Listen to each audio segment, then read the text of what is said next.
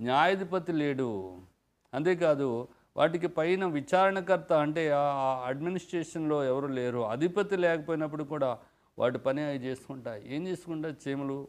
కోతకాలమందు ధాన్యం కూర్చుకుంటాయి. సోమరి ఎందాక నీవు పండుకునిందువు? ఎప్పుడు నిద్ర లేచెదవు? ఇంకా కొంచెం నిద్రించేదనని, కొంచెము కునికెదనని, కొంచెము సేపు చేతులు ముడుచుకుని పరుండెదనని నీవు అనుచుందువు. మరి ఇలాంటి స్థితి మన జీవితంలో ఉంటే ఏంటి జరిగేది అనంటే, మరి అందుచేత దోపిడీగాడు వచ్చినట్లు దరిద్రము నీ యొద్దకు వచ్చును. మనము మన పడకలకు మనం పరిమితం అయిపోతే, సోమరిలాగా మనం ఉన్నట్లయితే దరిద్రం అనేది మన దగ్గరికి వస్తుంది. దారిద్రం నీ దగ్గరికి వస్తుంది. ఆయుధదారుడు వచ్చినట్లు లేమి నీ యొద్దకు వచ్చును. నువ్వు సోమరిగా ఉంటే దరిద్రము అలాగే కరువు మన దగ్గర